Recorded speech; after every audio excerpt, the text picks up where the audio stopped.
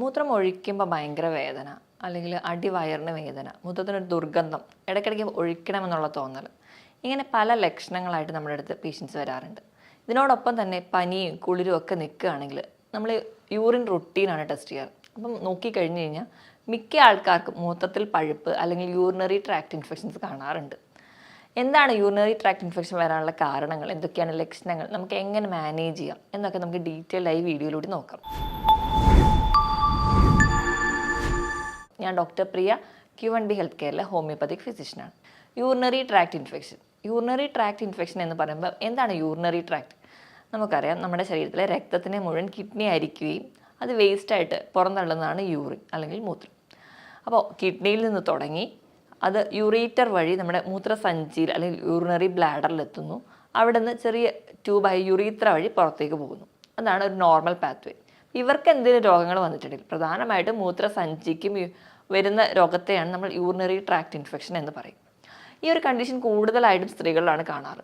ഒരു പുരുഷന്മാരെ വെച്ചാണെങ്കിൽ 30 മടങ്ങ് ചാൻസസ് സ്ത്രീകൾക്കാണ് കൂടുതലായിട്ടുള്ളത്. കാരണം യുറീത്രയുടെ നീളം എന്ന് പറയുന്നത് പുരുഷന്മാർക്കേക്കാളും സ്ത്രീകൾ വളരെ ചെറുതാണ്. അതുകൊണ്ട് തന്നെ പെട്ടെന്ന് ബാക്ടീരിയൽ ഇൻഫെക്ഷൻസോ അല്ലെങ്കിൽ മറ്റ് ഇൻഫെക്ഷൻസോ ഒക്കെ പെട്ടെന്ന് വരാൻ കാരണമാകും. അപ്പം ഇതാണ് പ്രധാനമായിട്ടും സ്ത്രീകൾക്ക് വരാനുള്ള കാരണങ്ങൾ. സ്ത്രീകളുടെ കേസ് എടുക്കുകയാണെങ്കിൽ ജീവിതത്തിൽ 1-2 തവണയെങ്കിലും മൂത്രത്തിൽ പഴുപ്പ് വരാത്ത ആരും തന്നെ ഉണ്ടാവില്ല. അവരുടെ ലൈഫിൽ ഏതെങ്കിലും ഒരു സ്റ്റേജിലൊക്കെ ഈ ഒരു കണ്ടീഷൻസ് വന്നിട്ടുണ്ടാവും.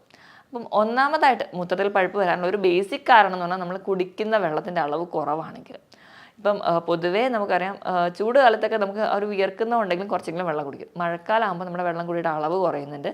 നമ്മുടെ വെള്ളം കുടിയുടെ അളവ് കുറയുമ്പോൾ മൂത്രത്തിൻ്റെ ഔട്ട്പുട്ടും കുറയും.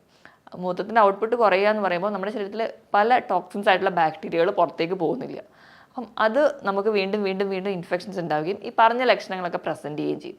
ഇതെല്ലാം തന്നെ നമ്മുടെ ആമാശയത്തിൽ നിന്നോ കുടലിൻ്റെ ഏതെങ്കിലും ഭാഗത്തൊക്കെ ഉണ്ടാകുന്ന ഇൻഫെക്ഷൻസ്, ക്ലബ്സീലിയ, ന്യൂമോണിയ പോലെയുള്ള ഇൻഫെക്ഷൻസ് ഒക്കെ സ്പ്രെഡ് ചെയ്ത് വരാനുള്ള ചാൻസ് വളരെ കൂടുതലാണ്. ഈക്കോളയാണ് ഏറ്റവും കൂടുതൽ ഇൻഫെക്ഷൻസ് യൂറിനറി ട്രാക്റ്റിൽ ഉണ്ടാക്കുന്നത്. അപ്പോൾ ഇവയൊക്കെ കൂടുതലായിട്ട് വരാനുള്ള കാരണങ്ങളാണ്. ഇനിയിപ്പോൾ നമ്മൾ വെള്ളം കുടിക്കുന്നത് കുറവാണ്, അതുപോലെ തന്നെ നമ്മൾ മൂത്രം ഒഴിക്കുന്നത് നമ്മൾ കൂടുതലും പിടിച്ച് വെക്കട്ടെ. ഇപ്പോൾ നമ്മൾ എവിടെയെങ്കിലും യാത്ര പോവുകയാണ്, അല്ലെങ്കിൽ നമ്മൾ ജോലിക്ക് പോകുന്ന സമയത്ത് ഒക്കെ നമുക്ക് കൂടുതലും ആ ഒരു ഏരിയ നോക്കിയിട്ട് നമ്മൾ പറയും ഇപ്പോൾ വേണ്ട, വീട്ടിൽ പോയിട്ട് മൂത്രം ഒഴിക്കാമെന്ന് പറഞ്ഞ് പിടിച്ച് വെക്കുന്ന ശീലമുള്ളവരാണെങ്കിൽ ഇങ്ങനെ മൂത്രം നിൽക്കുന്നതിൻ്റെ ഭാഗമായിട്ട് നമുക്ക് മൂത്രത്തിൽ പഴുപ്പ് പെട്ടെന്ന് വരാം.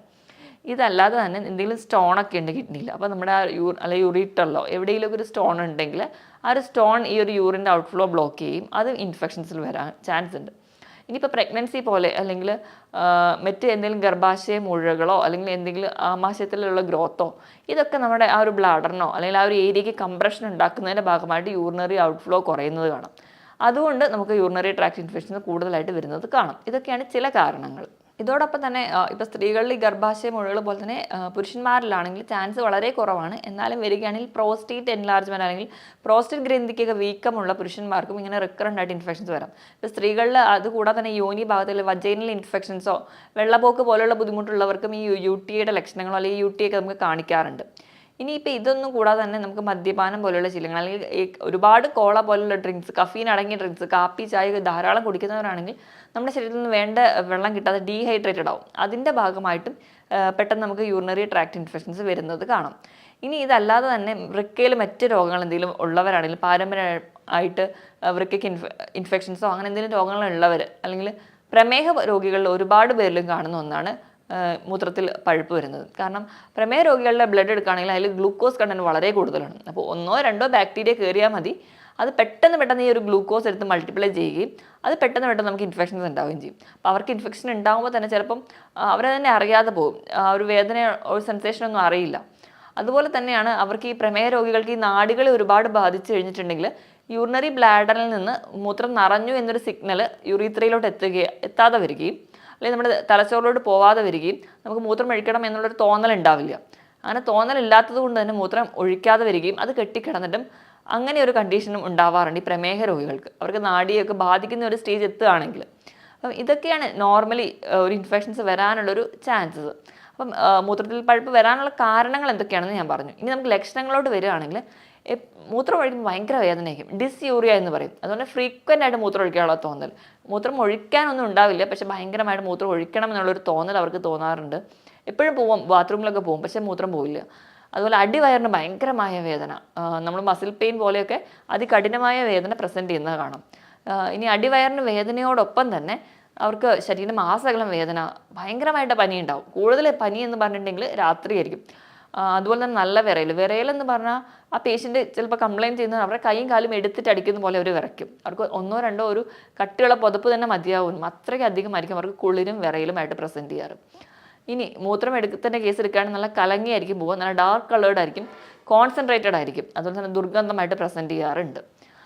ഇതൊക്കെയാണ് യൂറിനറി ട്രാക്ട് ഇൻഫെക്ഷൻ വരുന്നവരിൽ കാണിക്കുന്ന ലക്ഷണം. ഇപ്പോൾ ഇത്രയും അധികം ഫീച്ചേഴ്സ് ഉണ്ടെങ്കിലും നമ്മൾ വിചാരിക്കും അല്ലെങ്കിൽ മൂത്രത്തിൽ പഴുപ്പ് എന്ന് പറയുമ്പോൾ ചെറിയൊരു കണ്ടീഷൻ ആയിരുന്നെങ്കിലും അത് കഠിനമായി നമുക്ക് ക്ഷീണം ഉണ്ടാക്കുന്ന ഒരു കണ്ടീഷൻ. കാരണം നമ്മുടെ ശരീരത്തിലെ ബാക്ടീരിയയുടെ ഗ്രോത്ത് ദിവസം ചെല്ലുന്തോറും മൾട്ടിപ്ലൈ ചെയ്തുകൊണ്ടേയിരിക്കും. പെട്ടെന്നായിരിക്കും ആ ഒരു ബാക്ടീരിയൽ ഗ്രോത്ത് കൂടി വരിക. അപ്പോൾ നമുക്ക് ബാക്കിയുള്ള ഫീച്ചേഴ്സൊക്കെ ബുദ്ധിമുട്ടാകും. നമ്മുടെ ബാക്കി ജനറൽ ഫീച്ചേഴ്സായിട്ട് ഉള്ള കാര്യങ്ങൾക്കൊക്കെ ബുദ്ധിമുട്ട് വരുന്നത് കാണാം.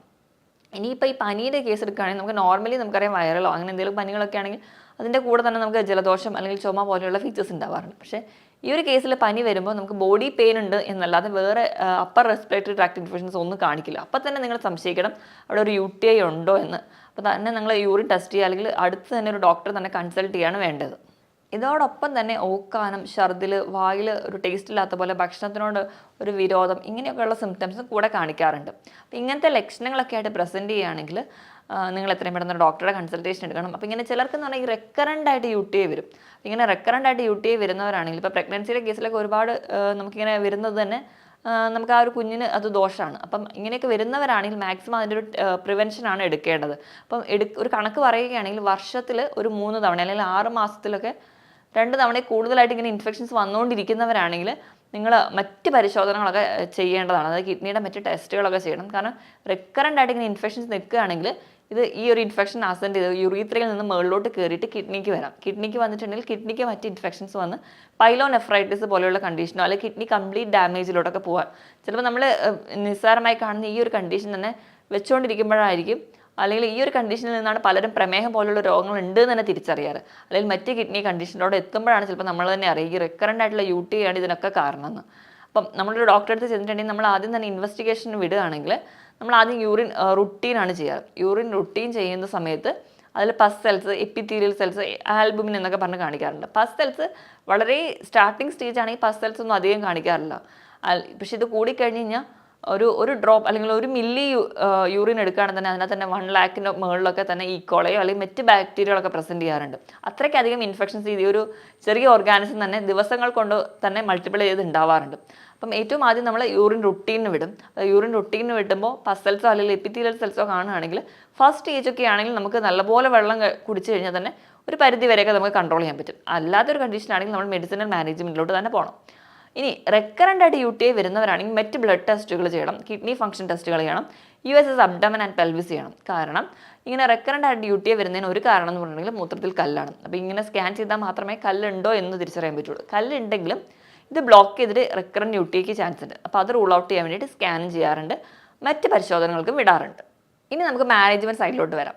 അപ്പോൾ ഇത്രയും ഞാൻ ലക്ഷണങ്ങളും കാരണങ്ങളും ഒക്കെ പറഞ്ഞു. മാനേജ്മെൻറ്റ് സൈഡിൽ ഞാൻ പറയുകയാണെങ്കിൽ ആദ്യം തന്നെ ചെറിയ രീതിയിലാണ് നിങ്ങൾക്ക് ഇൻഫെക്ഷൻ എങ്കിൽ നിങ്ങൾ നല്ലപോലെ വെള്ളം കുടിക്കുക അല്ലെങ്കിൽ വീട്ടിൽ നല്ലപോലെ റെസ്റ്റ് എടുത്താൽ തന്നെ നമുക്ക് കൺട്രോൾ ചെയ്യാൻ പറ്റും. നമുക്ക് ഇൻഫെക്ഷൻസ് അഡ്വാൻസ് ചെയ്ത് പോയ കണ്ടീഷനാണെങ്കിൽ കൃത്യമായിട്ട് മെഡിസിനൽ മാനേജ്മെൻറ്റ് ആവശ്യമാണ്. മെഡിസിൻ മാനേജ്മെൻറ്റിലോട്ട് പോകുമ്പോൾ നമ്മൾ മെഡിസിൻ കഴിക്കുന്നു, നമ്മുടെ രോഗലക്ഷണങ്ങളൊക്കെ കുറയുന്നുണ്ട്.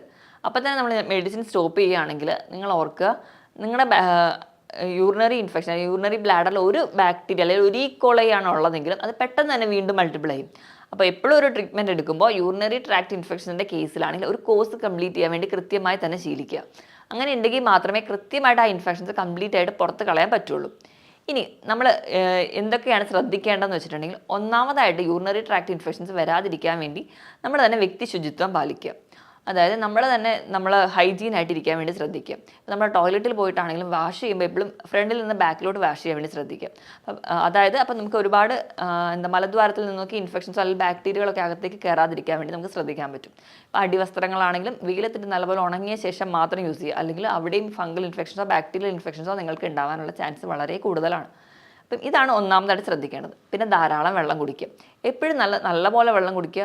വെള്ളം കുടിക്കുന്നതിനനുസരിച്ച് തന്നെ മൂത്രമൊഴിച്ച് കളയാൻ വേണ്ടി ശ്രദ്ധിക്കുക. അങ്ങനെയാണെങ്കിൽ ഒരു പരിധി വരെ ഇൻഫെക്ഷൻസ് ഒന്നും വരാതിരിക്കാൻ വേണ്ടി പറ്റും. കാരണം ഈ വെള്ളം കുടിച്ച് അല്ലെങ്കിൽ യൂറിൻ ഔട്ട്പുട്ടിലൂടെയാണ് ഈ ബാക്ടീരിയകളെല്ലാം പുറത്തേക്ക് പോകുന്നത്. അപ്പോൾ ഒരു പരിധി വരെ നമുക്ക് ഇൻഫെക്ഷൻസ് അങ്ങനെ തടയാൻ പറ്റും. അതാണ് അടുത്തതായിട്ട് ശ്രദ്ധിക്കേണ്ടത്. അപ്പം ജോലിക്ക് പോകുന്നവരാണെങ്കിലും അല്ലെങ്കിൽ യാത്രയ്ക്ക് പോകുന്നവരാണെങ്കിലും നിങ്ങൾ മാക്സിമം യൂറിനേറ്റ് ചെയ്യാൻ വേണ്ടി ശ്രദ്ധിക്കുക. അപ്പം ആ ഒരു ഏരിയയിൽ നമ്മൾ യൂറിനേറ്റ് ചെയ്യുന്ന ഏരിയ എത്ര അഴുക്കാണെങ്കിലും അവിടുന്ന് ഒരിക്കലും ബാക്ടീരിയ നമ്മുടെ ശരീരത്തിലോട്ട് വന്ന് കയറില്ല.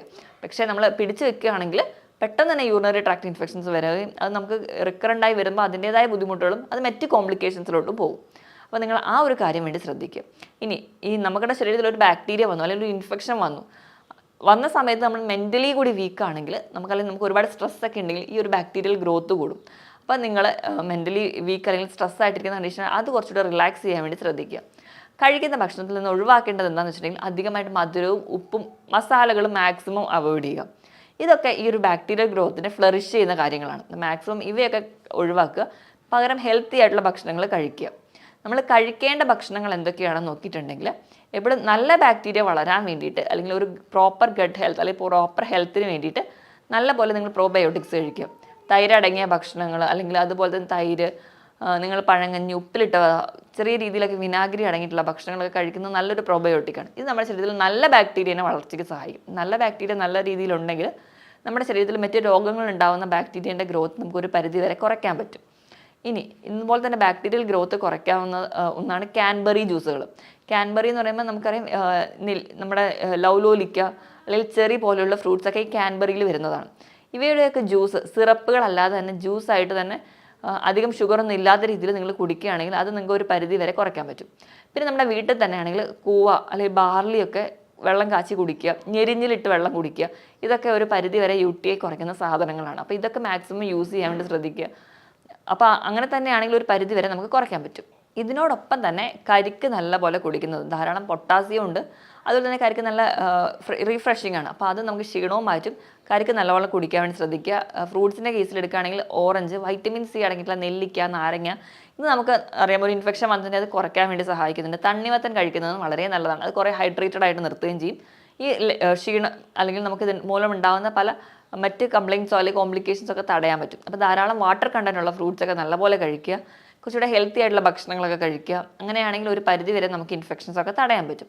ഇനി നമ്മൾ അതുപോലെ തന്നെ നമ്മൾ വ്യക്തി ശുചിത്വം പാലിക്കുകയും കൂടി വേണം. അതുപോലെ നമ്മൾ ടോയ്ലറ്റിലൊക്കെ പോയി കഴിഞ്ഞ് കഴിഞ്ഞാൽ ആ ഒരു ഏരിയ വാഷ് ചെയ്ത് ഡ്രൈ ആക്കി കീപ്പ് ചെയ്യാൻ വേണ്ടി ശ്രദ്ധിക്കുക. കാരണം നമ്മുടെ ഡ്രസ്സിൽ നിന്നോ അല്ലെങ്കിൽ നമ്മളെ ശുചിത്വം ഇല്ലായ്മയിൽ നിന്നും ഇങ്ങനെ ഇൻഫെക്ഷൻസ് റിക്കറൻ്റ് ആയിട്ട് വരാൻ ചാൻസ് ഉണ്ട്. അപ്പം നമ്മൾ തന്നെ ശ്രദ്ധിച്ച് കഴിഞ്ഞാൽ ഒരു പരിധി വരെ നമുക്ക് UTI പോലെയുള്ള ഇൻഫെക്ഷൻസ് തടയാൻ പറ്റും. ഈ പറഞ്ഞ കാര്യങ്ങളിൽ എന്തെങ്കിലും ഡൗട്ട് ഉണ്ടെങ്കിൽ നിങ്ങൾ താഴെ കാണുന്ന നമ്പറിൽ കോൺടാക്ട് ചെയ്യുക. മറ്റൊരു ഹെൽത്ത് ടോപ്പിക്കുമായിട്ട് വീണ്ടും കാണുന്നത് വരെ നന്ദി.